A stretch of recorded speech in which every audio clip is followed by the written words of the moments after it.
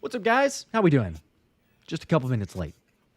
It's not Anthony's fault, but nobody needed that explanation already. So, yes, we made it though. It's only a few. Make sure to drop a like. Appreciate you guys. Always fun hanging out. But Tuesday night hangout had a I would say some good reasons for being late. We got a lot of giveaways on this stream. This is the big one, as we say. It's the members ticket giveaway. So for members of the channel, you get access to win 2 Eagles tickets to any game of your choice. Now, I'll just clarify this for people that are wondering on the last video. It was like, oh, the Eagles won, we're giving away 2 tickets. This is separate from that. So we have the last video, the game recap that I did, which is 2 Eagles tickets to any subscriber, just any subscriber of the channel, because the Eagles won. So we're doing that every single win this season. And then we've got the members only ticket giveaway. So this will be this stream, and it's based on longevity of being a member, also the tier and all that. So it took me longer because I had to do the math and try to manually input all those numbers. But we should be in a good place. Good luck to everybody. I'll spin that in, I don't know, 30, 45 minutes, something like that. I've also got, for the people on the stream here, this is an Immortals trading card. Shout out to Jordan Spector of Spector Sports Arts. But this will go to somebody on the stream. So it'll be later as well. But, that way we'll shout out to you guys on the live stream who hang out. And I'm not going to lie, these are pretty legit. There's also some other exciting things in the works that I cannot announce yet. But just saying there's maybe other stuff. I don't even know exactly how much I can say of that. No more. I'll say anything else. We'll move on. But yes, a shout out to all the sponsors. Appreciate them. Also, Underdog, of course. You see the QR code there. Scan that. Use code Philly Special. Get up to $100 in bonus credit when you play $5. They got some other gimme picks. You can get 2 of those if you're a new member. And they also had gimme picks the past couple weekends for regular players that have already been a part of Underdog. So shout out to them. Use code Philly Special. And what's up to the chat? Starting out with a big one. Matt with the 20 bomb. 20 people getting access to the ticket giveaway. There you go. So starting out with a big way. Matt with a 20. And congratulations to everybody else there. That's big time. Right before the month is up. Here we go. All right. I did want to make sure and get all those out of the way. But having done that now, I know that there's a whole lot of other ways that we could do this. We're not going to go to the negativity yet. Someone might end up bringing this up in terms of questions, so it wouldn't be a surprise. But the Eagles are 4-0. You had some great takeaways. If you haven't already, you should be following Anthony at DiBona NFL. Also, the PhillySpecialShow.com. But Anthony's 10 takeaways and the other birds, guys who don't get maybe the recognition that they deserve, but Anthony combs through the film and goes back through and the stats and analytics and everything else. So takeaways from the game, some positives to start out for the Eagles against the Bucs. I mean, the positives have to be that they won, right? I know it was kind of the inverse of week number 3 where they started off cold, then got hot, and now in this game, I was like, whoa, they figured it out. They're killing them in the first half. Todd Bowles can't do anything. And they just kind of failed to adjust in the second half, which kind of overshadowed everything. But, I mean, regardless of what you want to complain about, or, I mean, granted, it's Philadelphia. I get it. Like the media market, any kind of little concern is going to be blown out of proportion. And that's kind of just the microscope that this team is under nationally and locally. Like it just doesn't matter what happens. So you always have to kind of account for that and expect things to kind of get blown out of proportion. But, I mean, overall, I think there was a lot more positives to take away from that game than negatives. I mean, the way that they've handled the blitz was really impressive with the way Jalen Hurts was operating in the first half. And then I think they kind of got caught off guard in the second half because Todd Bowles basically just stopped blitzing, which is something that he never does really, right? So they're probably their whole game plan. And I know that falls on Kevin Patullo, Jalen Hurts, Nick Sirianni, and kind of their lack of being able to adapt to that because they should have had an answer to them not blitzing, right? You can't just prepare for them to only blitz and not have anything else.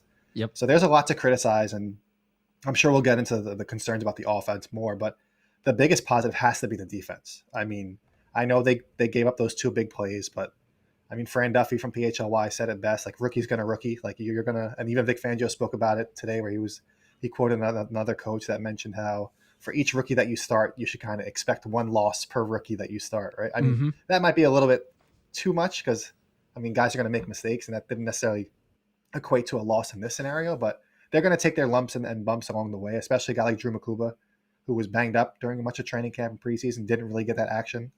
So now in this game especially, before he was kind of splitting the base and nickel duties with Sidney Brown, this was the first game where he was on the field full time, where he was that second safety in nickel and that second safety in base. He really didn't leave the field. So overall, I think he did good outside of that one mistake. And there's just so many positives to look at on the defensive side of the ball. I mean, Quinyon Mitchell, Cooper DeJean, Zack Baun, after the years they had last year, they're somehow even better. Even Keely Ringo, who had obviously fallen out of favor during the preseason and training camp. Overall, I know he missed a couple tackles. I get it. But I think overall, he did really well, given what the situation that he was put in and who he had to go against and things like that. So a lot more positives than negatives, and I'm always going to there's enough negativity in the world. I'm always going to try and be a little bit more of a glass half full kind of guy and not harp on the negatives. I appreciate that. I think most people do. And I saw the comments. I understand. So, hey, start with the negatives. We'll end in the positive. We'll probably go positive and then sprinkle in some negatives, and then we'll still end positive. So maybe a double dose there. If people don't like that, it's like we're 4-0. There's got to be enough positive to be more positive than there is some negative. Now, yes, we can talk about other things, and feel free to. Talk about or to bring up the Kevin Patullo press conference, because people I know want to have those up there. I will share the super chat. We appreciate this from Owen, but the 2 says, how can we go from great one half to 2023 the next? Because it can't be its own season. It's the 2023 similarities, which there are some. But we've kind of harped on this even going back to last week. And it's like, look, they're still figuring this thing out. Give them some time. The execution of the players is not happening either. And so, we blame. Yes, Kevin Patullo deserves blame. I'm totally with you, by the way. The sim pressures that Bowles was, it's like night and day difference. And it's a give and take. Like, there's an element where you could say, oh, hey, give Todd Bowles some credit. He's a great coach. He's an incredible mind. He's had Jalen's number. He's had Sirianni's number for a long time. So it's like he's going to win at times in the chess match of a football game. The hope is, like all of us saw, and it can't happen, but it's like you need to make maybe some adjustments quicker. Whether that's realizing, hey, they kind of stopped blitzing. They looks like they're but they're not. They're sim pressure. And so we need to either dial up different routes, we need to have different checkdowns, because what it looked like, and this is a very basic, simplistic boiling it down, but what it looked like to me, going back and looking at the film, was they definitely expected blitz, rightfully so. They got it a lot in the first half, and they were ready for it. They expected the same thing in the second half. It didn't happen. And when you look at some of those routes, you're like, man, it's so basic. Like, what's AJ doing with the stop routes? What's Smitty doing running, a short in, things like that. They kind of were preparing, I feel like, for, hey, Jalen's got to have a hot, because we're going to keep getting these blitzes, and we're just going to get it out quick. Because that's what happened in the first half. Most of those were really hot routes, throw it out quick, you dump off to Saquon, a couple where it was over the seam to Dallas Goedert, which was great. But overall, it's like, how do we beat the blitz? And they were, if I'm not mistaken, I think it was 82% success against the blitz. So phenomenal whenever it happened. And yeah, I mean, I think Bowles had a realistic moment too, of probably at halftime going like, all right, hey, this Jalen Hurts is a different Jalen Hurts. Typically, he wouldn't be that good against the blitz. So now let's throw things off. Let's show that we're going to blitz, but let's not actually do it. And it's unfortunate, because it seemed to take them even though Vic Fangio, like, he kind of downplayed the halftime. It takes me 5 minutes to get down there to the locker room, 5 minutes to get back up. So, there's basically no adjust. He downplays it, but the number of times that we see the team needs those adjustments, there's something to play there. And so I'm just curious of, like, can they continue to build off that? Because we've seen bits and moments of it, or bits and pieces. So I'm optimistic in the sense that they can do it. I just don't know if they're being too slow to react to it, or it's obviously taking them too long. But I don't know why it's the difficulty of that whenever you go back and see it, and it's like, oh my gosh, it's a no-brainer. But at least, look, we're 4 games in and they're still 4-0. kind of miraculously, but they're 4-0.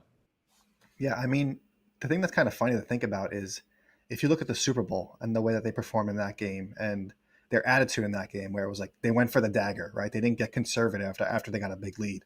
It feels like this season they've kind of done the opposite, where they get up by even just one score, and then it's like, all right, let's slow it down. Let's do these handoffs, even though the offensive line, which I can go on a rant about, basically everybody except Lane Johnson has not been the player that we expected them to be this season. Even Jordan Totally. Mailata is on track to allow the most quarterback hits that he's allowed in a single season. So I think the easy target is Kevin Patullo because he's the new guy, right? It was 10 of 11 starters returned.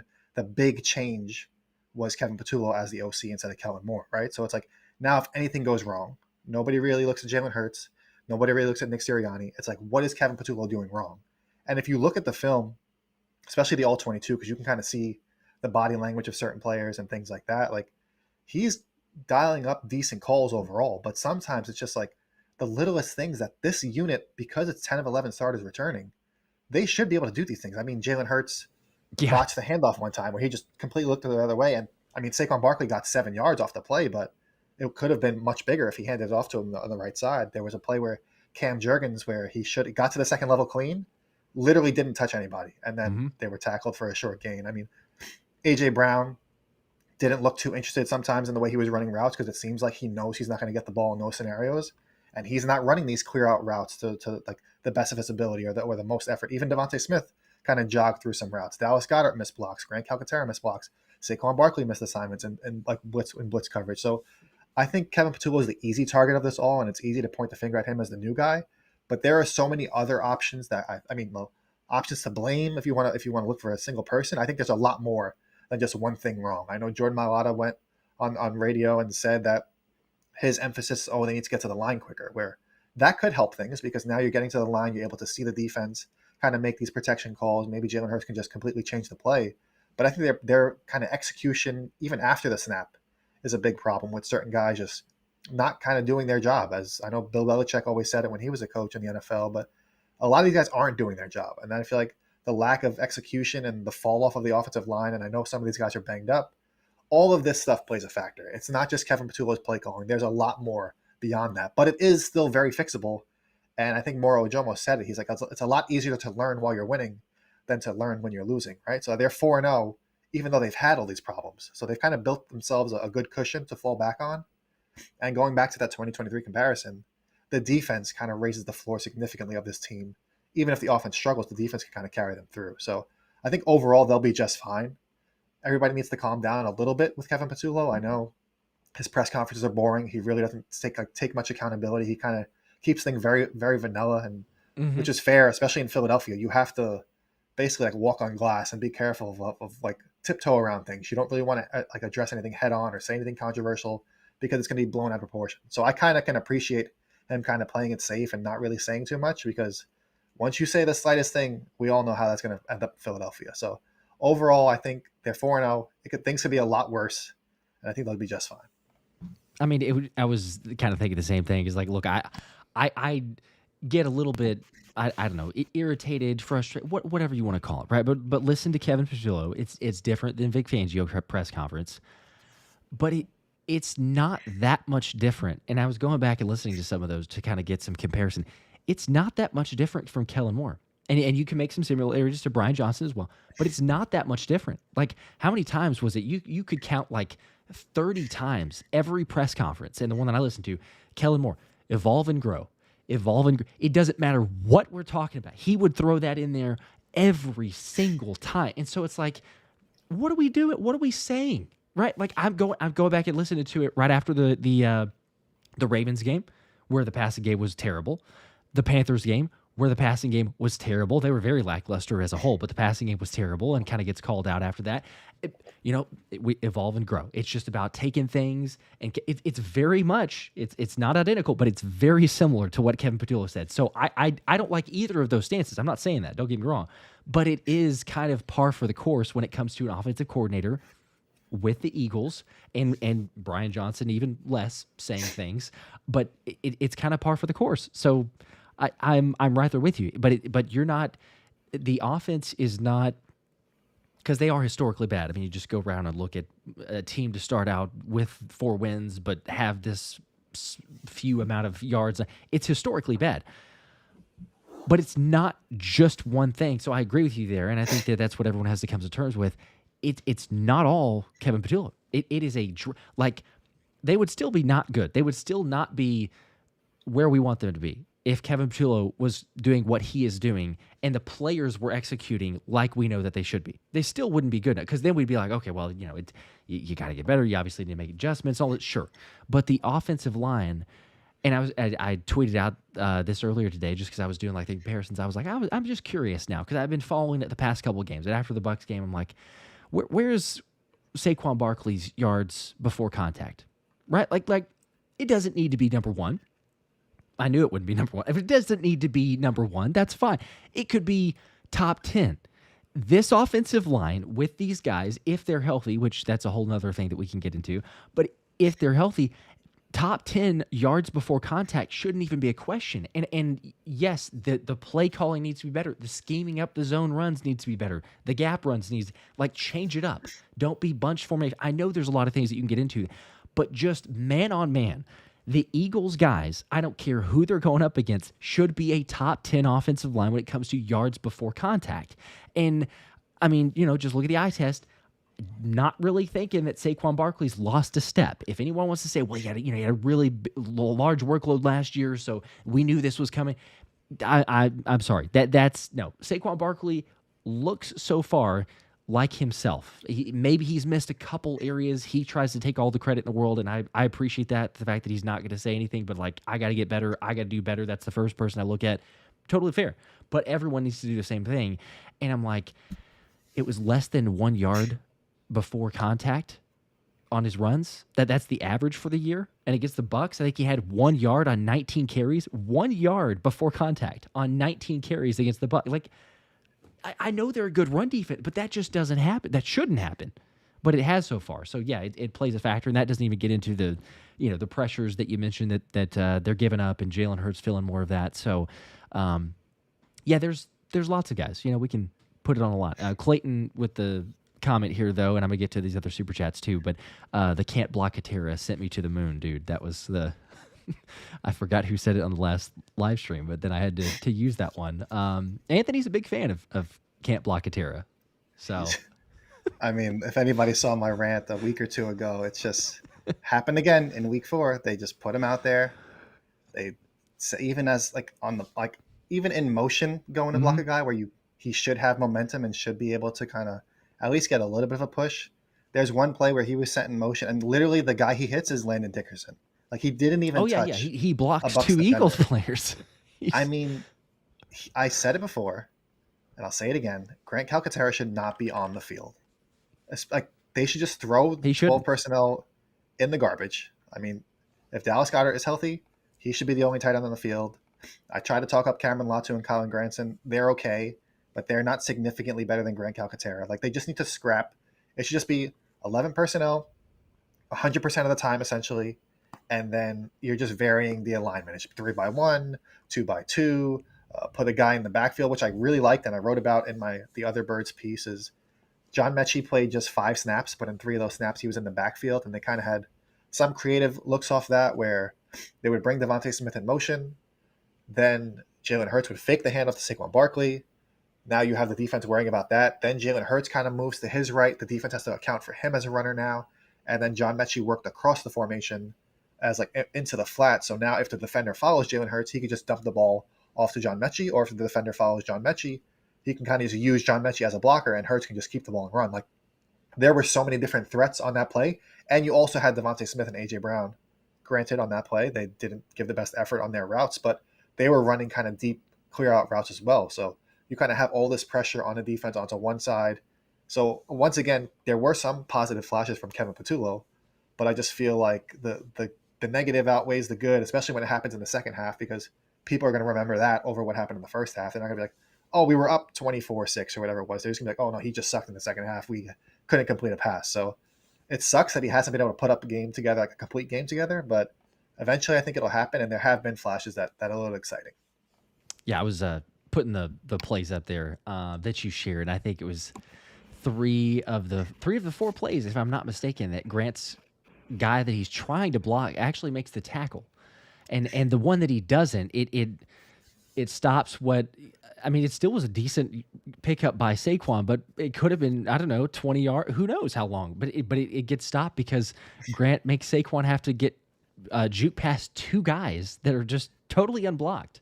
I'm right there with you. There's just no excuse at this point. I'm pretty sure. Where did I see that? He was like the third. It's 3 straight games that he's been the worst graded player on offense. Which is not surprising. They're going to play him 25 snaps. But he's going to play. I know he played 50% against the Bucs, and he's not doing it. He made one catch, which was decent. It was a good read by Jalen. It was I think a blitz that they had him run across the middle. Jalen hits him, but like, I'm sorry, you can't tell me that there's not another player that can do that and at least be a little bit better in the blocking area. It's just ridiculous. I might have to make the Grant Calcaterra low lights of him blocking a weekly post on Twitter. I'm not going to dedicate an article to it, but I might have to just. Here's the thread. Just all right. Just benched. He only played 12 snaps, I think, in week 3. Probably returning a corner, and then it's like, nope, he played double the snaps. Played more. I don't know. And right there, those are the questions too, because it's a coaching element. It's all combined. Like, he shouldn't be out there. He is. He's not executing. So it's both. They could answer that one. Like Jordan Mailata, Landon Dickerson, they have to be out there. They just need to be. Grant Calcaterra is one that, I don't. That's a pretty easy fix. Just don't play him. Green Wingman with a 5. Do you fear that the defense could take a dip in production before the offense finds its footing? Vic has gotten his side playing at a high level. It's a fair question. I mean, honestly, you can feel free to agree with me or disagree with me, but I think that if anything, we might see like an increase. I know we've dealt with some injuries, but you also look at the offenses that they're going up against, or they have, and then they will be going up against, like the Broncos. Give them some credit. Hey, I think Denver will be a test. I think they'll be a challenge. But then you got the Giants, you got Minnesota, you got the Giants again, and then a bye week. It feels like, if anything, you kind of maybe hopefully build some momentum.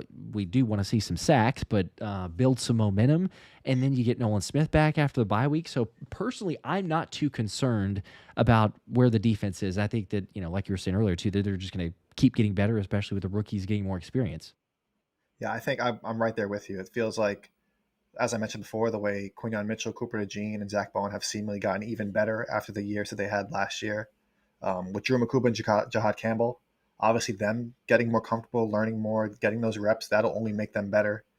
Jalen Carter seems like he really hasn't been himself yet. I know he kind of been doing the dirty work and freeing up stuff for other guys, but he's not really been that dominant force that we expected him to be, and the shoulder injury probably has something to do with that. But, I mean, overall, it doesn't even seem like they're playing – I mean, they're playing really well right now, but it feels like there's still room for them to get even better, and I feel like they will as they get a little bit healthier, a little bit more comfortable. The only thing that I think could kind of derail everything is if, God forbid, Quinyon Mitchell or Cooper DeJean was to get injured, because I feel like they're probably the two, outside of maybe Zach Baun, the two most important players on that defense. And if they're out, that would really kind of change things for Vic Fangio. But outside of that, I feel like they're going to be even better as the season progresses. And I know that might sound crazy to say, but they literally did the same thing last year, right? Where they were a little bit, they were a lot worse to start the regular season. And then once Cooper DeJean was put on the field, that's when they kind of took off. But what's to say that can't happen again this year? Honestly, yeah, I don't know what they're, because we talked about it in the offseason. Like you say, with the potential, the ceiling that this group has. And, if Kelee Ringo ends up becoming CB2, he was pretty good. One catch on 3 targets for 8 yards. Fangio didn't 100% commit to Kelee Ringo, but just the way that he answered that question, I would not be surprised if Ringo gets another go at Denver, kind of for 2 reasons. One, he was good enough. And 2, now you can be like, hey, we don't have to rush Adoree Jackson, just in case, the groin injury is like a little bit more than what we want, or, just to make sure that he's healthy, that Kelee Ringo gets another shot. And if he plays again where you're like, okay, hey, comes away from that one, it's serviceable. He missed a lot of tackles. got to be a little bit more fundamentally sound in terms of that aspect of it. But the coverage, like maybe he can potentially Yeah, I mean, the CB2. I don't see why not. I mean, I was really impressed with what I saw, especially in coverage. I know the tackling was what everybody's like, oh my God, he looks terrible tackling, but it's not like Jacorian Bennett. And I mean, Jacorian Bennett tackled pretty well this season, but if you look at what he was doing in Vegas, that was one of his kind of bigger weaknesses. And Adoree Jackson, everybody remembers the play where he kind of just turned his back against the run and like backed into it. I don't know what he was doing there. So it's not like he was a lights out tackler either. And Vic Fangio literally said it in his press conference earlier today, where he said that he's got Keelingo has to kind of get used to tackling on defense, where he's been in that special teams role this whole time, where probably a little bit more reckless because you're going at such a high speed and kind of just going out wide with your arms and not really like, so a little bit sloppier technique. But it overall, Vic Fangio is not a guy that's gonna go out of his way to compliment anybody. He's gonna sell it like it is. If he wasn't impressed with Keelingo, he would have just outright said like, nah, probably not, or like what it's like something like that. But the fact that he left the door open is actually a win in Vic Fangio's eyes, it seems like, because we've seen how honest he can be, sometimes a little too honest, and he wasn't that way with Keelingo. So I think even if Adoree Jackson is healthy, like you said, they might kind of take it slower with him just to give Keelingo another chance and let's be like, listen, this is against a little bit of a healthier offense. They might test him a little bit deeper more often and not target Quinyon Mitchell and Cooper DeJean 9 times each for some reason. So that might change this week. Keelingo might actually be tested if he's out there on the field a little bit more. So I'm excited to see how he kind of handles it. Yeah, we're fine if they want to continue to test the better corners in Coop and Q. It was surprising that they did not for Keelingo, but I think Denver most likely is going to do a little bit different from what Tampa did, but we'll see. Aisha with a 5. We finally beat Tampa, so I'm happy about that. There you go. 4-0 is good. But why are only basic route concepts being used for our wide receivers? I get AJ wanting to do more. Go Birds. Yeah, I mean I don't have a problem with him being frustrated. I don't have a problem with him wanting more, wanting to contribute. I don't like the fact that he is kind of airing it out publicly. I think there's other ways to do that, but just frustration in general. I mean, absolutely. I like why? I mean, you don't. He's a top 3 receiver. You could say top 2 receiver even. Like just talent, ability, what we've seen.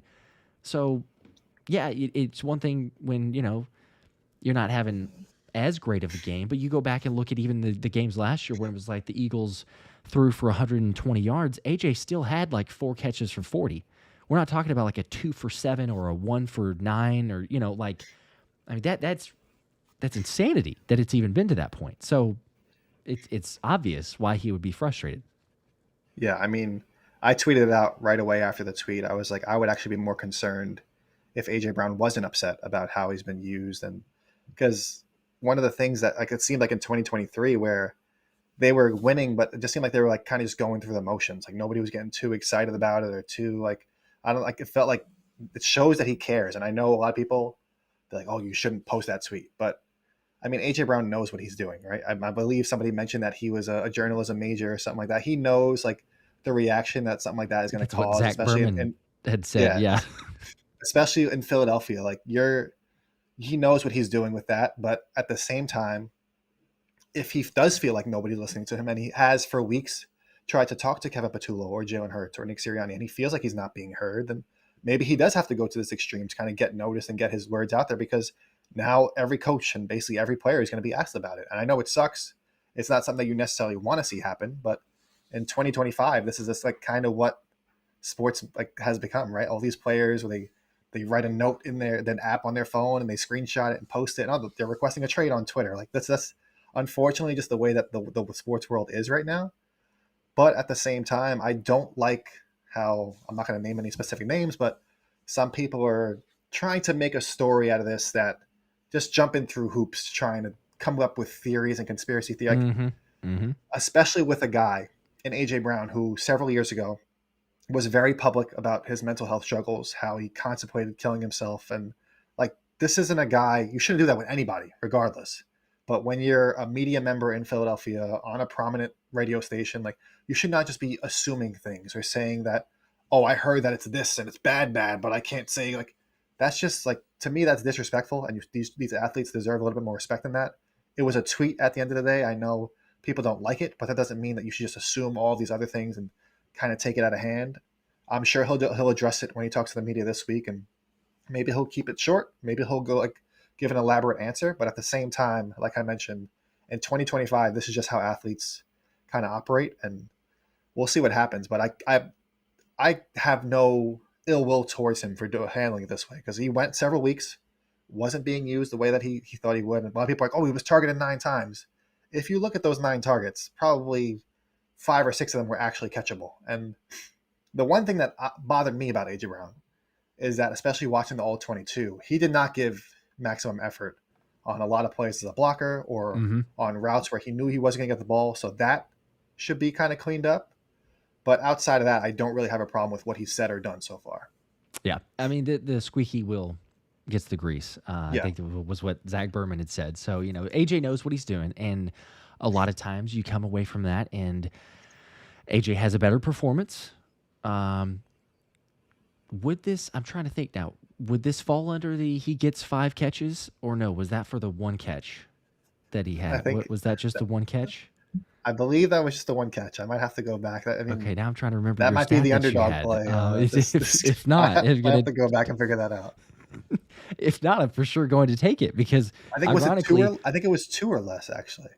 Okay, was it 2? Okay, so if it was, then 5 catches, AJ Brown. 5 catches is a lock. Take AJ Brown, play AJ for 5 yards, but I mean, I'm curious though, because we'll see. It's a tough matchup this week, depending on who they lock up. But you'd imagine that it's going to be PS2, and if that's the case, But Denver plays a lot of man, so it's not Surtain. Then, I mean, all bets are off. Like, good luck. It's the best receiver in the NFL in man coverage. So, I'm with you in the sense of like, look, he's just about unstoppable. You can use him in so many better ways. The difference, and maybe look, it's maybe old fashioned for me too, but I still don't like the airing out the grievances publicly. It's a fair assessment. I mean, I don't think I heard it from as many, but it's a fair assessment of like, look, he's tried to work things out for a couple of weeks, and it is the same issue. I get that part of it, but I guess just the difference of like hearing, Saquon Barkley even being asked about like, hey, your struggles and all this stuff. He's like, I like winning. He's got a big smile on his face. I like winning. Like, he has just as much of an argument or reason to be like, we got to get these things figured out, man. Like, I've been talking to him or whatever, because like we just said, there's play calling that's certainly been a big factor to the blocking. It's some guys who should not be on the field and can't block a terra, and there's some just blockers that need to be better. But he's like, I don't care. He's like, I can run for whatever it was, 150. I can run for 20 yards. I don't care. I just want to win. Now, maybe that's the fact that he was in New York for so long that it's like, at this point in his career, he's like, individual stats are meaning. Like, I do not he's care. Just so maybe defeated so, right? Yes. Like... So it's a different perspective. But I hear that, I see that, and when you see a little bit of a not give full effort on, as you mentioned, like a route or a block or just something on film, I totally understand it, of the frustration in the offense, but it's just kind of the trickle down effect. So ultimately, I'll still say this. Ultimately, I'm not worried about AJ. For one, he's not going to get traded because of the dead cap hit. We've mentioned that a million times. He's not getting traded. He's not wanting out. He was voted a team captain for a reason. He's got all the support of Saquon Barkley and the others. I don't think that there's an issue there. But, at the end of the day, what probably, like we say, this comes from it is AJ will probably get some targets. Hopefully they reassess. They get him some better routes run. And, we'll see Sunday. Unless Denver just says, hey, we're going to feed into this, because we know that there's already drama here. So we'll just have Patrick Surtain try to guard him nonstop. And then if that's the case, and, he only has like 2 catches, he'll be frustrated. He will, and then we'll talk about this thing. But it only took 4 weeks before the media frenzy of let's blow up the AJ drama and everything else. Derek with a 5. I can't do this any longer. Okay. So now we're going to go back and forth on these. Again, I'm getting to these super chats, so appreciate these. But Derek with a 5 says, I can't do this any longer. AJ needs to shut up and just play, and the Birds need to feed him. This is Nick's offense, high school BS. It's terrible. Yeah, I mean, it just seems like this is going to be even if AJ Brown comes out and has a good game next week, where he goes for 5 catches, 100 yards, and a touchdown, we're gonna need to see, like, it feels like multiple weeks of that before people are like, all right, Kevin Patullo is good. All right, AJ Brown is happy. Like, it's still, if it's like this roller coaster, this story is not going to go away. I feel like it's going to No. be.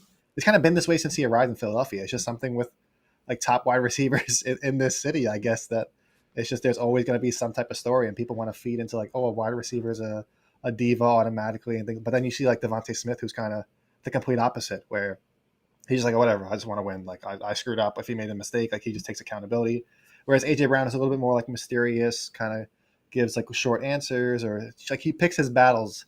He's probably one of the smarter and like more tactical players that I've seen as far as like how he navigates the media and social media and things like that. So Mm-hmm. I think he knows what he was doing, and it's also funny because the quote that he used, the Bible verse, pretty much says like don't make a big scene if you're upset. Just like Yeah. keep your head down, just Shrug keep and just working, like move on or whatever. be about your way. It's the And meanwhile, he knew by tweeting that it would be the exact opposite reaction, right? So it's kind of funny where he's like, no, he's probably gonna be like, oh yeah, I just put that out there because like that's my Mhm. attitude. Like I'm just gonna keep working.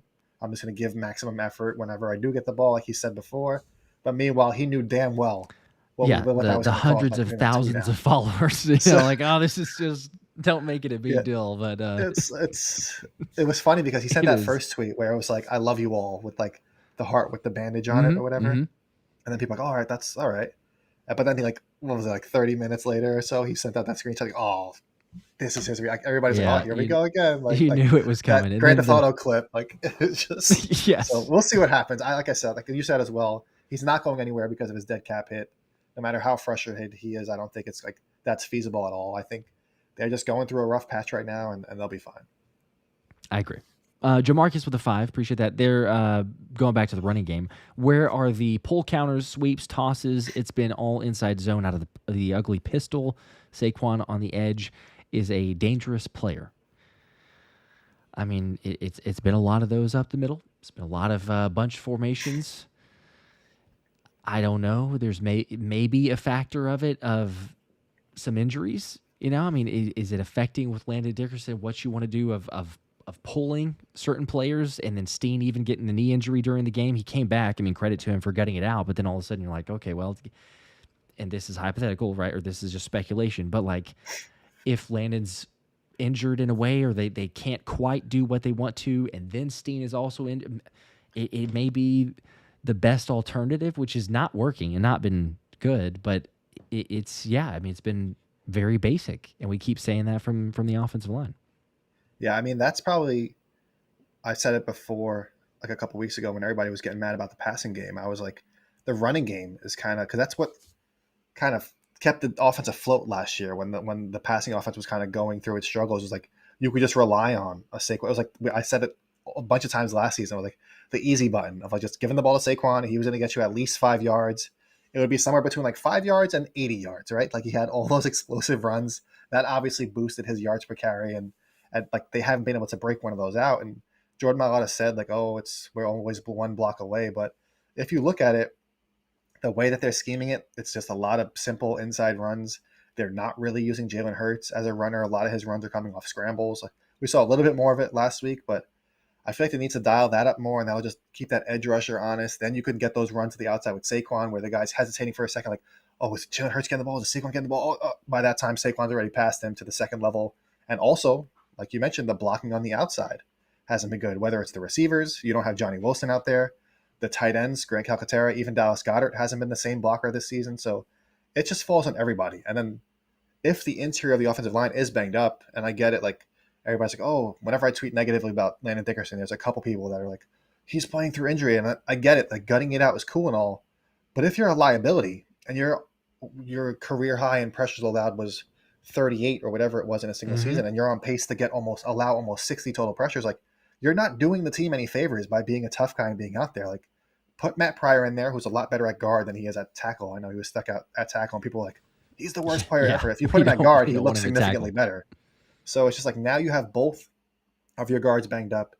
Cam Jurgens hasn't looked the same. They're not using him as a puller a lot. So I don't know if that's because of his back injury or what's going on there. Then they should be dialing up more runs to the outside, right? But if the wide receivers and the tight ends can't really block as well, like it doesn't seem like anything's going right in the running game right now. Unfortunately, yeah. I do have the belief that they'll figure things out, just like they're looking through everything and continue to say that. But Anthony with the 2, 12 and 13 formations are drawing the defense into the box. Go Birds. That they are, yes. I mean, like, if they would spread things out more, I think that would be good for a number of reasons, for the passing game and the running game.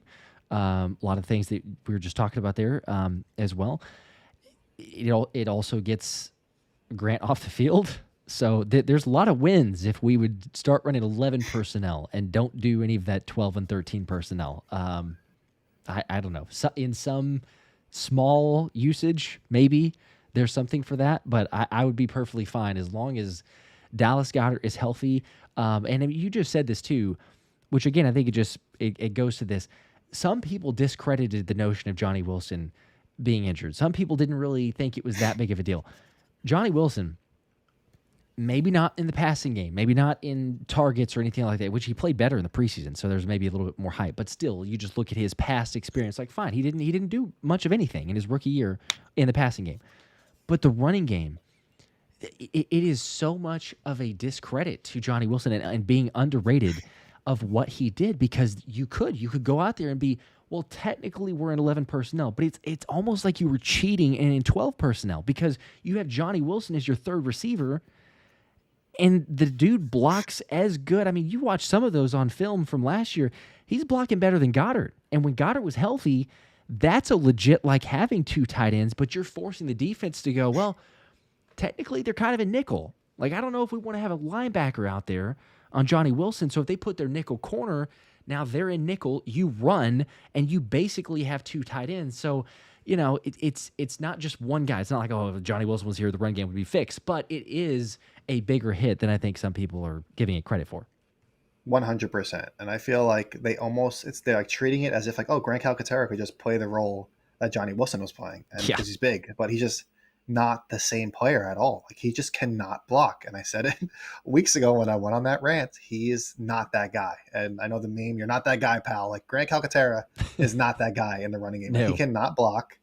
He doesn't really offer much as a pass catcher either. He's never really targeted. So I just don't understand why he's on the field. If you're going to do that and then have these condensed formations where you're pretty much going to obviously run it, like, why are you just put Fred Johnson out there as a 6 offensive lineman? Like, there's no point in having Grant Calcaterra out there, or even just put, like, John Mechie out there or Jahan Dotson, because they could probably give you more as a blocker than Grant Calcaterra can. It's just, might as well. To me, it seems like such a waste to have him out there. I know I keep harping on it, but it does feel like an easy way to kind of fix some of their issues, is just get rid of the 12 personnel, 13 personnel, just stick to 11 personnel. Sometimes you go empty, sometimes you go 3-by-1, 3-by-1. You can motion to 2-by-2. Like, you could have a guy in the backfield like they did with John Mechie. There's so many other things you could do. Whereas a guy like Grant Calcaterra, he just doesn't offer you much as a blocker, doesn't do much as a receiver. It's kind of just like you're playing 10 on 11 at that point.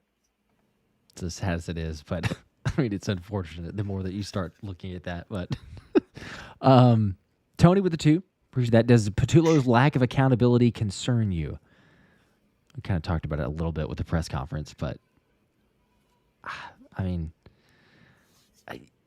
like we were saying a second ago, it's to be expected for the OC with press conferences. I don't know. Like if he were to come out and say, I guess what to me, sure, a little bit of like a, I don't like if he were to come out of the press conference and be like, I need to make adjustments better. We saw some things in the second half. It was a little bit too late. Yeah, okay. Like, I would appreciate it if he's saying that, but we've had both sides, right? Like, we've had Sirianni especially in 2023, but we've had Sirianni just fall on the sword for everything. Even last year, some, but like definitely in 2023, fall on the sword for it. Maybe a little bit again, but like for me, at the end of the day, actions speak louder than words. I'm like, I don't care. Show me, don't tell me. If he comes out there and he's like, oh, he should have, just show me.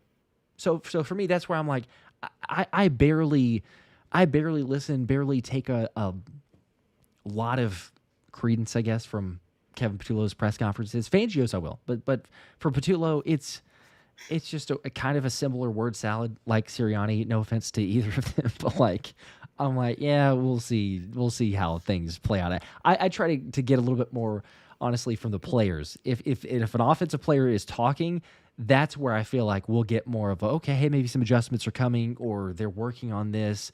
There's some weaknesses in a particular area. I mean, yeah, I don't know. You could see it one way or the other. It's not giving Patullo a free pass. Again, we've said it a million different times in so many different ways. He needs to be better. It's not good enough. He needs to make adjustments, all that other stuff. But I don't know, like the lack of accountability part so far, because there's just lots of areas. I don't know. It is what it is. Yeah, I just don't know what people want him to go out there and say, right? I mean, what is he like? Yeah, it's all my fault, when it clearly isn't. For anybody that watches the film, like, it's not Yeah. just the play calling that has struggled. I mean, guys just aren't executing, like they're not doing their jobs. There are mistakes by everybody. Guys aren't playing up to the level that we expected them to play. So, I mean, could he fall on the sword, like you said, with Nick Sirianni, how he always does, where even if it's thing on on the defensive side of the ball, it's like, oh yeah, I got to be better coaching that. Like, I got to get on the guys. Like, you don't have to just take blame for anything, like for everything either. Like, Mm-hmm. I understand he's at the forefront. He has to be at the microphone once a week, but Nick Sirianni is kind of the same way. You can't, like, he's just going to say a whole lot without really saying anything at the same time. And like you said, Kevin Patullo is kind of, he's been with him long enough where he's watched enough press conferences probably where he's picked up the same habits. You're almost better off. And once again, like in a media market like Philadelphia, you're better off doing that and not giving the media anything to run with and say, because as you can see, there's already an issue with AJ Brown. So if he comes out and he's like, oh, this guy needs, like, starts pointing the finger or even at himself, like, that's only going to make him look almost weaker in the eyes of everybody by just saying, like, oh, you know what, you know what, guys, you're all right. I am terrible at my job. I should be doing better. I don't know what people want him to say. So I think he's going the safe route by saying a whole lot of nothing, and I don't think that's going to change anytime soon, good or bad. If they have a 40-point game and the offense looks great, I don't expect him to be like puff out his chest and be like, oh, that's what you wanted to see, like Jalen Hurts did after the straight jacket game. So I think Kevin Patullo is kind of playing it the right way, but I know people want to hear him say everything's my fault, I'm terrible at my job, but that's just not going to happen. Yeah. And you know, again, he could take part of the blame if he wanted to, but like I say, it's kind of to be expected. They get prepped for these press conferences. They know that he's going to get grilled to begin with. I mean, it's kind of a fair point what you're saying there.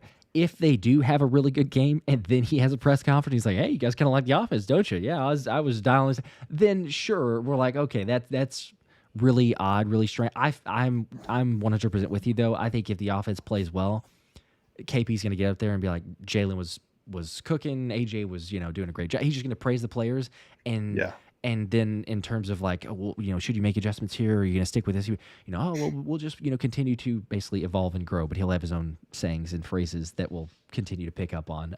But it's like at the end of the day, I want to see it rather than hear anything about it. But I get it. People want to see I see other comments, but like hear him say I need to step up my game or something like that. It's like, well, just show me. I guess I think that he still is. I think he's going to try to, but Nakobe Dean probably not. I saw some other comments earlier, I think from Frank and others, but Nakobe Dean does not sound like he will be playing. He could be practicing this week, though. Big Fangio did say that.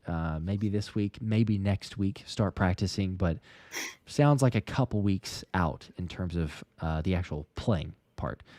Tyler with a 5. We appreciate that. What are the chances we trade Kant Katera and a pick for David Njoku? Probably not. I mean, I feel like to me the Eagles they don't have a tight end under contract beyond this season, right? So if they do make a trade for a tight end, they should be kind of eyeing a guy like a Michael Mayer or Luke Musgrave that has another year remaining on their contract, where I don't know if either one of those players is going to be available. It feels like people have been trying to put them out there on like the hypothetical trade market, but it's going to depend on how those teams are doing closer to the trade deadline, what their roles are, things like that. But I would think they would be eyeing somebody like that and not necessarily a 30-plus-year-old tight end that also isn't the greatest blocker, right? I mean, it seemed like they're already kind of having issues getting the ball to Dallas Goedert consistently or getting Grant Calcaterra involved in the passing offense. So now if you're adding another tight end, like that's used to getting 50-plus catches, like I don't know how that would exactly gel with the offense either. Yeah. Also, Trenton was saying this, and I forgot about it, but or I think it was Trenton's comment. Let's see, was it? Yes, actually was. as much of the hate he was given. The one thing I'll give Patullo credit for is the red zone offense. He's 100%.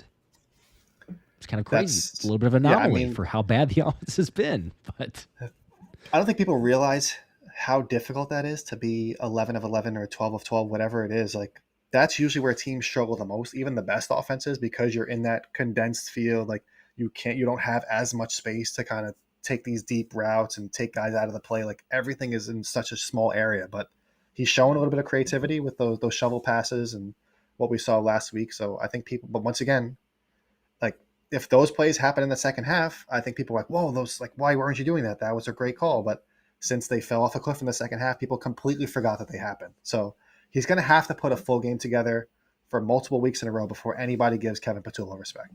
yeah, yeah. Even if he does it this week against Denver, it'll be.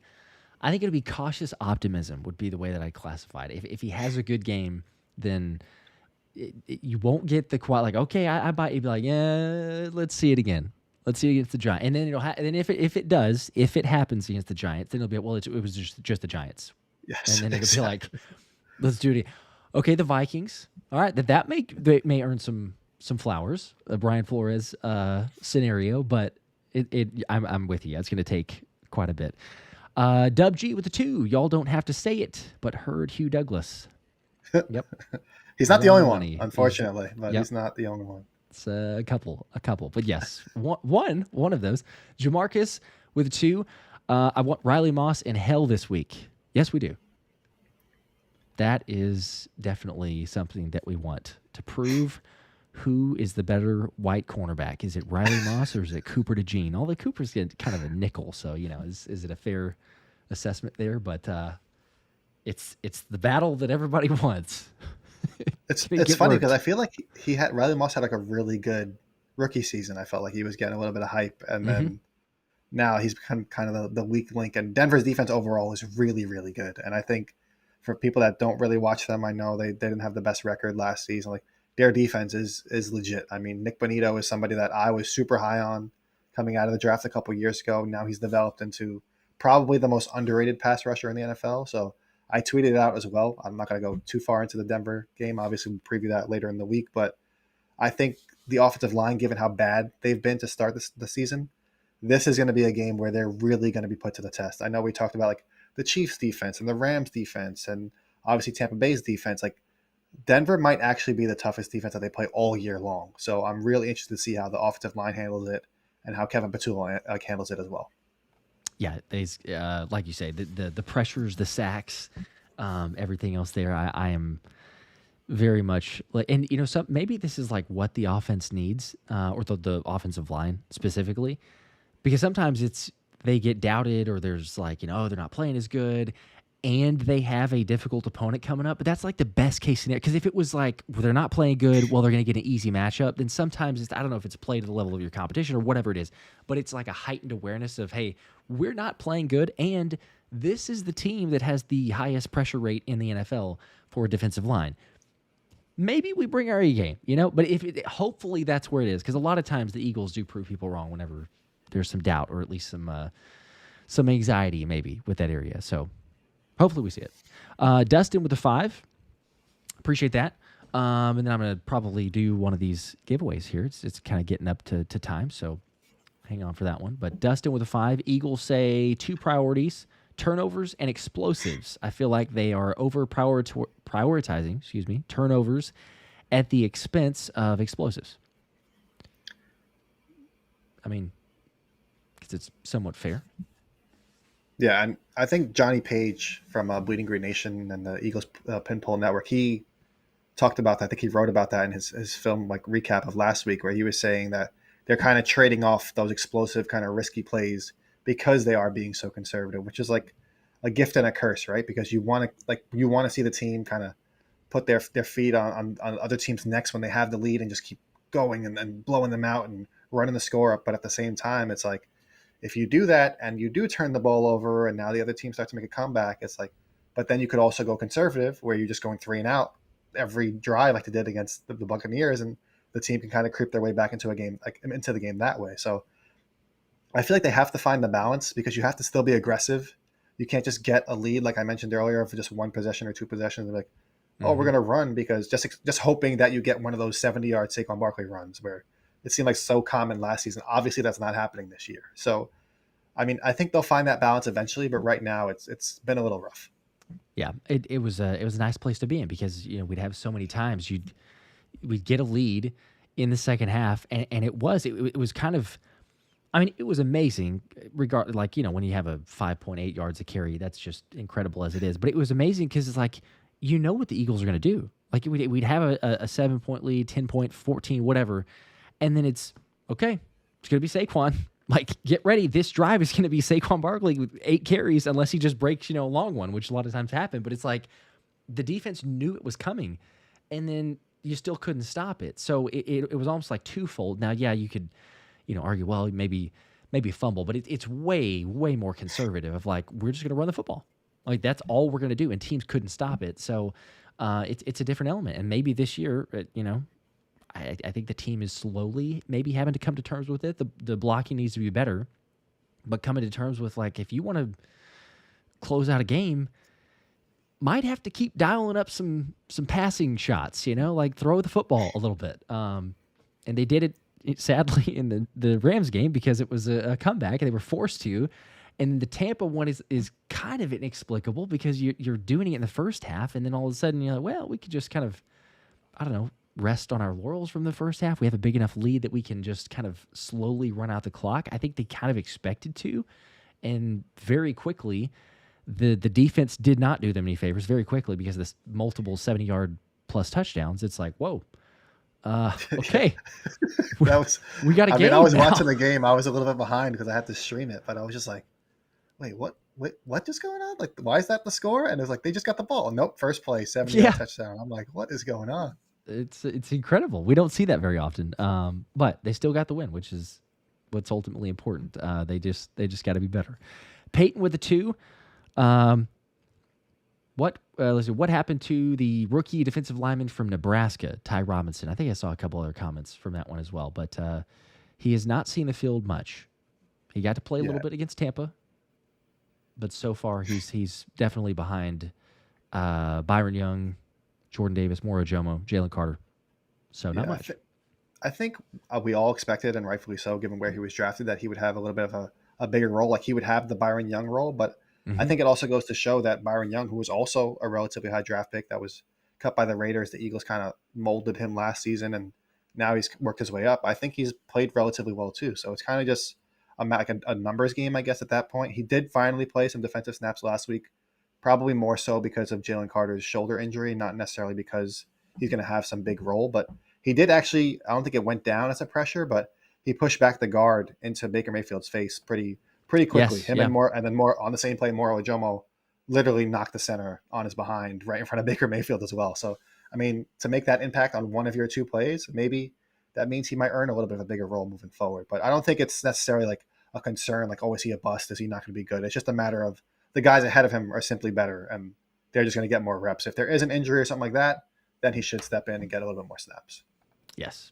It's a good problem to have, at least as far as the depth for the interior defensive line. We don't necessarily have that for the edge play, but we do have for the interior. So hopefully Jalen Carter, he's nursing his shoulder injury. Doesn't sound like he'll miss any time. He was confident about that, but getting some treatment. So over the next few days, wouldn't be shocking if we saw, even a DMP, quite honestly. Like Jalen Carter, once it's game time, good to go. Like he doesn't even need practices. He's at the point where, you just roll out there and play, but it wouldn't be surprising if he's DNP or limited, just try to make sure the shoulder's good to go and then be fine. So we'll see. We'll keep you posted for those. Let's see. As John says, no more injuries, please. Yeah, we'll stay healthy. Gotta have the squad. All right. I think I can get the member giveaway. I get that one teed up here for a second, and then we'll also do the card after that. But this will be for the people on the live stream. So let me double check, make sure I got this thing good to go. I believe I did.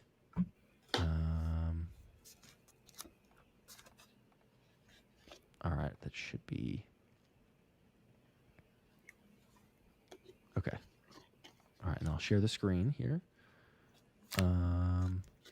This is for all the members, and it is weighted based on your membership there and everything. So it's 2 tickets to any Eagles game of your choice for the member giveaway.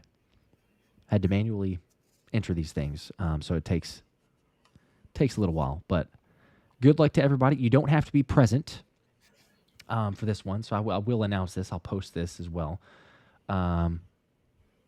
Looks like we got to add there also. There we go. That's a little bit better. But yes, I will post this one as well. And let's see who wins. Good luck. Can you hear that? Do you hear the sound effect or no? I don't hear nothing. Okay, all right. I always wonder if it actually goes through, but I can hear it. It's kind of fun. But who's it going to be? It's Annon Emos. I don't know if I'm saying that correctly. Annon, and then last name Ymos. Anonymous. Anonymous. I think it was. It's exactly how they enter it though, so it's probably anonymous, but they've done it with that way. So anonymous, congratulations. You have won. I just need to hear from you. And by the way, if they don't claim, they will. I'll do this for the members, but I'll do it again for the members specifically. But congratulations. Ready to spin again. Well, we'll do it again, even if it gets claimed. It will be happening more often, so we'll have it for the monthly member giveaways. But that's just another reason of getting access to it. So I will share on the video. I'll also do it for the community page. They'll have a chance to claim everything else. As a member, you would expect them to claim it, but I don't know. Maybe because I announced it the way that I did, they won't. Because Anonymous. I think we should have a stream where it's just this tells you how with 20 giveaways, and I just want to hear you have to pronounce all of the usernames. I think that would be really entertaining. Some of them I feel like I get an out for, but this tells you how tired I am because I literally didn't even put that together until you said it. So it's very evident. It's very clearly that it's anonymous. Listen, you're busy with the videos. You got 2 young kids. I mean, it's a lot. I'm dealing with the same thing here. Good thing I don't have to read off any usernames.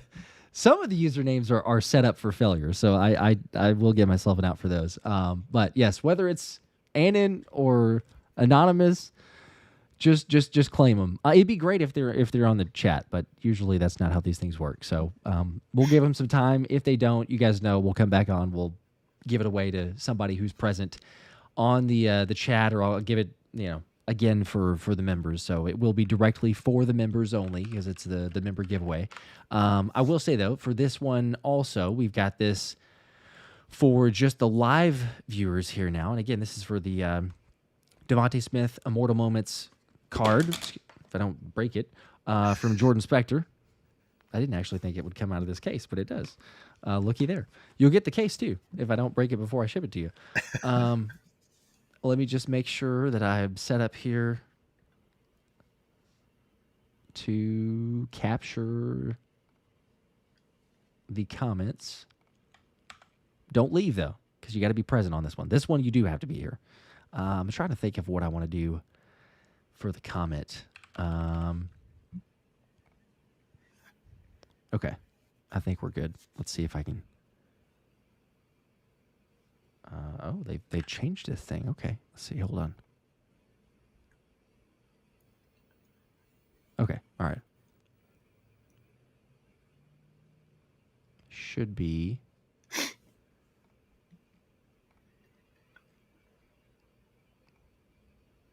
Well, it's asking me to do it again. Hold on. It's off the rails. In the meantime, now. I do see Justine Baker, or maybe it's Kyle using her account. I think that's what it was. But yep. I did mail out the card to you, so it should be on the way. Okay. It's a little bit of an update there. Good. While I'm trying to struggle through this. Okay, now I've got it. Finally, it took forever. All you got to do is comment rigged. Yes. Yes, Cosmo said keep the spelling easy. Hopefully that, you guys don't need help with that one because the vast majority already do that every single time. So you should be good. Comment rigged and you're entered. That's all you got to do. Entered to get the Devontae Smith Immortal Moments card. Shout out to Jordan Spector again. Just stay on the stream. So as soon as I'll take a couple minutes, just let people get in those. I'll get to a couple of the other super chats as well. But then yes, I will spin for that. You got to be on the stream. You got to be able to claim it. If not, I'm going to spin quickly again to give it away to somebody else. So Angelique with a 5 from earlier. Appreciate that. Last year it was run to pass. This year, pass to run. If Dickerson and Lane were 100% healthy, do you think we get our 2024 run game back? I mean, I think they're still trying to run to pass, right? It's just the running game is not working. Yeah. So Yeah. it's been rough. And I don't know how much of it is just the health of the offensive lineman or just the straight up play of the offensive lineman. Because like I mentioned, Jordan Mailata and Cam Jurgens, who I know Cam Jurgens is coming off like the back surgery, but it seems like they should be at full health, and they aren't really playing up to the level that we've become accustomed to either. So I think they're trying to run to pass. It's just a matter of figuring out how to run the ball effectively with the current unit. Yeah, I think it would be better, but to say it's 2024, I think it's a bunch of different facets. It's the part that defenses are ready for it more. You got a dominant team, so they're going into it obviously saying they will not run on it. Like, we'll stop the run first. If we get beat by the pass, fine, but we'll stop the run first. So even if they were healthy, it's a little bit different there. And then you throw in the fact that they're not calling the best play calls combined for that. So, yeah, there's a lot of facets. It's not just those couple players. John with a 5, practice. We're talking about practice. Go Birds. Had to throw that in there for the AI. Let's see. Fanny with the 2. I just want to say our pass rush sucks. Okay. Yeah, I mean, they're getting the pressures. I mean, good enough. It could be better, but good enough in the pressures. They're just not getting the sacks. Vic seemed crazy concerned about it in the press conference, at least. Yeah, it's tough because literally the play with Jihaad Campbell, where he gives up, put air quotes here, gives up that 70-yard touchdown to Bucky Irving. Like, he covered the initial play perfectly, but then because Baker Mayfield was back there forever, and literally they can't rush the passer unless they've been blitzing this season. It feels like, and right now I believe an EPA on blitzes or something like that. I think Dennis Zellman recently tweeted out where they're blitzing at a higher percentage than Vic Fangio normally does, but they're also literally the best team at blitzing in the NFL right now. So it's working. It's just you wouldn't ideally want to rely on the blitz to get any kind of semblance of a pass rush, because in the Super Bowl they were able to just disturb the Chiefs offense so easily with just rushing 4, and that allowed them to do so much more stuff on the back end. So ideally you want to see this pass rush get better. Maybe that means that they're going to trade for somebody eventually, or just guys like Jalyx just start turning those pressures into sacks. But yeah, it hasn't been great so far. Yeah. I was just checking out the comments there. I think we've more than hit the numbers. I think we could probably spin for this one. Okay. I've got plenty of messages, but you do have to be here, so hopefully nobody's left. Let's make sure that I can get this here. Share the screen again. Good luck to everybody. This is the Smitty card, so I'll do that before we lose it. Here we go. Nope. And there we go. All right. Who's it going to be? It is Phil D. Phil D. Is Phil D here? See if Phil D is present.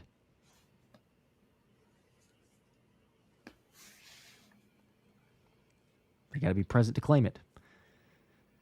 If not, hopefully I pronounced that one right.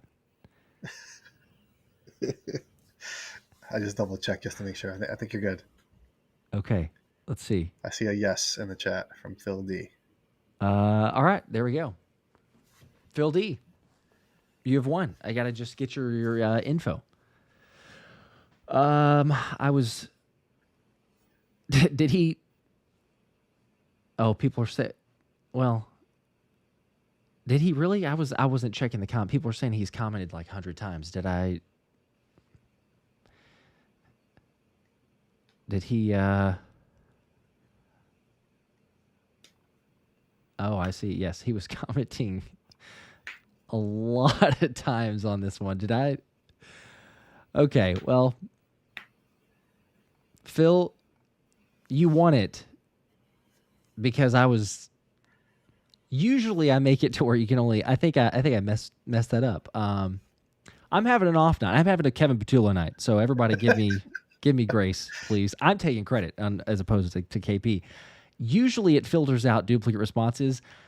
I didn't do that because, again, I was having issues with the program here. So I really don't know what to do here because I didn't actually say don't comment multiple times. Yeah, that's my bad. Phil's gonna get it. I'll have more for you guys on the live stream. That's my bad. Justine, another giveaway. I actually don't have anything at the moment. So but we will do something else. I will take the L. Luffy and others, I'll take the L. Apologies. It actually was rigged. Literally was rigged. That's yeah. So I'll own that one. Phil, you don't have to. That was my fault. He's saying I'll pass on the prize. You want me to? Okay, you let me know. If you comment again and say you want to pass on it, then I'll spin it again. But otherwise, that was my bad.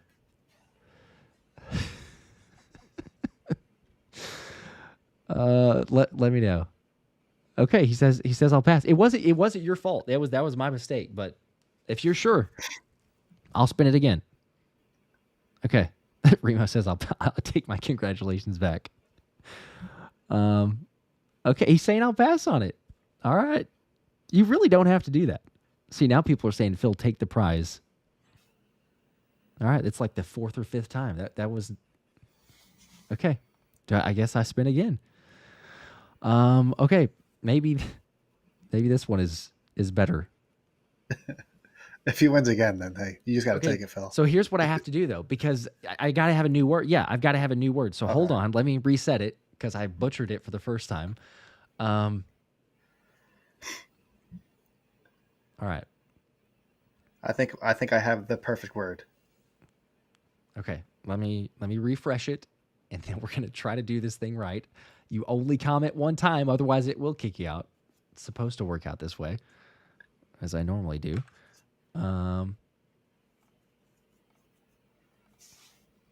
Okay. I think we're good. What's the word? I was gonna say make it Phil. Phil? You got to honor him. You got to honor the guy. That's actually true. Phil, we appreciate you. Okay, let's see. All right, it should be good. Yeah. So just comment Phil one time. Don't do it multiple. One time. Otherwise, you get kicked out. It won't count you. So, in honor of Phil, we made it Phil. Phil D, I guess, works too. But just Phil. Only comment once. Phil. Otherwise, you're getting kicked. You're not getting a chance to win this thing.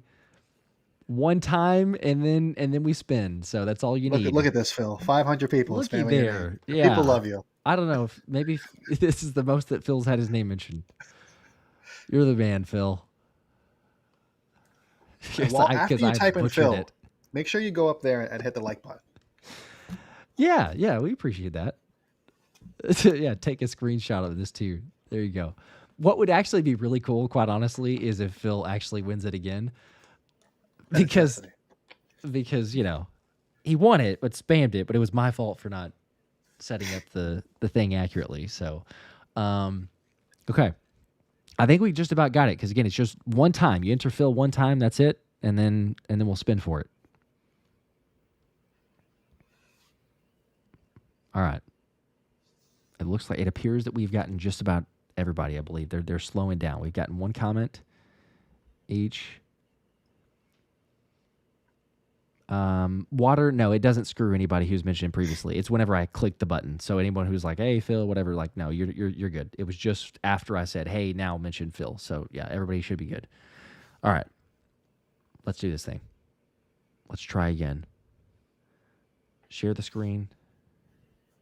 Who's it going to be? It would be hilarious, like I said, if it's Phil. Bruce Baez, I believe, would be the last name. Bruce, congratulations. Come on down. Hopefully you're here. In honor of Phil. Courtesy of Phil. Bruce, you got to be you got to be in the chat though. Let me know that you're here. Say something. Let's make sure. If Bruce is not here though, don't leave because we'll spin this thing again. He's got to be present. Got to be able to give this thing away. Getting several comments. And there he is. See the comment? Yes, sir. Bruce, you're here. Sweet. Congratulations. Phil, you're also the man. Really didn't have to do that because that was my mistake, but you're the man. Bruce, you're here. DM me on one of the socials or email me, thephillyspecialshow@gmail.com. I just got to get your info, confirm it's you, and I will get it shipped out to you. So you got the Devontae Smith card. Congratulations. On the rigged, non-rigged Phil giveaway. Man, it seems like all these giveaways have some sort of story behind them by the time that we get done with it. So it builds the legend and the story of the channel. It's something, yes. All right, a couple other super chats got to get to, and then gonna wrap here. But call sign Ghost with 5. What's up? Says, what up, boys? Did we sign an NDA agreement with Kellen? Where is that playbook? I mean, what the F are we doing out there? Am I wrong here? Yeah, I mean, I think people, and I mentioned it before, they forget the struggles that Kellen Moore had at times too, because it's easy, especially when you win a Super Bowl, to just remember all of the good times, right? And those long runs by Saquon Barkley. And granted, the running game especially looked way different last year compared to this year. But I think a lot more of that falls on, like I mentioned before, just the players not necessarily playing up to the level that we expected, whether it's injuries or just their effort or maybe their disagreements with the offense and how it's called. I think there's a lot more to it than just the plays that are being called, but Kevin Patullo plays a role in it as well. So it's just a collective effort. Everybody needs to be better from top to bottom. And luckily it's only week 5, so there's still plenty of time to kind of fix things. There we go. John, sorry, a couple other people. I do have the super chats. I just meant we're going through the super chats. So John with the 2, have you seen the painted versus Prince debating? I assume we're talking about the Spectre arts and the cards. I have not. I've not seen them in I've seen the pictures and the videos of the painted ones, but the only ones that I've actually seen in person are the prints. So I don't know. I mean, there's a cost difference obviously for the painted versus the prints, but yeah, I mean they're all legit. I mean, what the stuff that Jordan creates is, I mean, just insane. But I don't know. I mean, like if you could afford it, I'm sure the quality is like a lot of the painted ones. He even has like the well, they're like the extra special ones. But the Smitty one he had, was it like a piece of, or was it like some of the field, or maybe that was Saquon? There were some different ones he was like putting in physical elements along with the painting. So yeah, I mean, you can't go wrong. But quite honestly, for me, it's like, I'll just go with the prints because I can't mess it up, and our girls can't mess it up. They can't destroy it. So that's more of the reason. That's honestly what it is. Yes. Anthony with the 2. These injuries are annoying. Can't run the same. That is definitely true. We talked about that a second ago. But yeah, the injuries and not the same group, not the same effectiveness as we've seen. So I mean, hopefully they can get healthier and be fine. But Damien's with a 5. What's up? What's going on, fellas? I'm late. What did I miss? UPS St. Louis in UPS St. Louis is in the building. Leadville content. Fly Eagles Fly. Go Birds. Thank you for that. I don't know, just kind of recapping. Well, we had a botched giveaway, but we were recapping the Eagles Bucks game and other takeaways, injuries, things like that. So just me talking people off the ledge with Kevin Patullo and wanting him fired. And trying to, the whole offense deserves blame for the struggles, not necessarily one person. But other than that, the defense is really good, so that's good, right? And the Eagles are 4-0, so there you go. They are 4-0, leading the NFC. So Frank with a 2. Frank, appreciate that. Creeping up on 2 years, haven't won a giveaway yet. Frank, I know. I mean, y'all, everyone knows this, but you especially, Frank. If I could, I would do giveaways to just, as many people as possible, which is why they've increased. I mean, as much as I possibly can. You guys make it possible, so that's why it's like whatever we can. Channel sponsors, other giveaways, tickets. We got the tickets for when the Eagles win for all subscribers. We got the member giveaways. So I'm sorry, Frank. I know. Maybe eventually one of these. I appreciate all you guys. I'm sorry. I don't know what else to say. I'm at a loss. Stop making Josh feel bad, guys. Nobody does more giveaways for him. Anthony with 5 more tried to use my Anthony to Anthony telepathy, but it didn't work. LOL. Oh, sorry about that. I missed that. I'll take care of it next time. We'll get that figured out. It's kind of like the Eagles offense right now. Maybe it was a little off tonight. We'll get it going. Yeah, but we take ownership of some things. Albert with a 5. I'm more worried about Juergens and Dickerson than the D line. They cannot pull like last year. Hence the running game woes, which we're talking about. Runs up the middle versus to the edge, trying to pull guards. Maybe being a factor. It's looked different for whatever reason. They're not calling the exact same plays. Brian kind of said the same thing. What was that? Oh, with a 5. Didn't see Philly D. Let's see. What's next? An inside zone run call into an 8-man box on 1st and 2nd down out of the pistol formation, Josh. Yep. I think that was for the giveaway as well. The botched. I guess I had a yes. Hopefully I learned from my mistakes. Hopefully we got others, but yeah. I don't know. I don't know what you want to say about Kevin Patullo. Sure, makes him own up to it. It could all be great. It could all be fine after Denver. I don't know if it will be. It might be a multiple week thing. But just show some improvement. I think that's what we all want to see. It can't be just like one half, whether it's first half or the second. It can't be one half. It has to be like, the first half was exciting though. It would have been so cool if they just did that again in the second half. It would, yes, because the crazy thing is at halftime people were going like, bro, this offense is so terrible. Like AJ doesn't have anything. It's like, I know AJ didn't do much of anything in the first half, but like, I'm sorry if the offense came out in the second half and they played that exact same way and we won 40-14, and AJ had 2 catches for 9 yards, or if he had a little bit more involvement, maybe like 3 catches for 30 yards, something like that, but we won that bad or that big, AJ might be frustrated, sure, and I get that, and you need to like slowly try to incorporate him more and use him, but really, would we be complaining if it was a 40 spot on the Bucks? Like, I don't know. Obviously, it didn't happen, so it's a moot point. But I'm just saying, like, there were so many positive elements. Just like, what is this? We're throwing a seam route to Dallas Goedert, which over the middle, a deep pass. And the underhanded look, the goal line plays, the fake tush put. Like, there were so many things that were positives, and then so many things that transitioned into just, what are we doing? Are we even trying to score? Yeah, it's tough.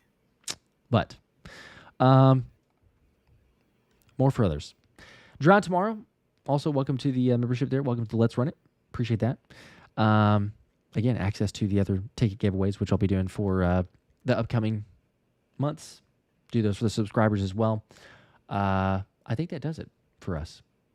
I'm going to wrap up here, but you guys are the best. Y'all know that. Again, if Anon Emos does not claim the tickets, I will give it away to the members. Sorry. I'm definitely going to go back and clip that and make sure I send it to you. Just keep reminding you of it. Please don't, but Okay. I'm going to get some sleep, I think. Hopefully you guys too, but appreciate it as always. We'll see you. Go Birds.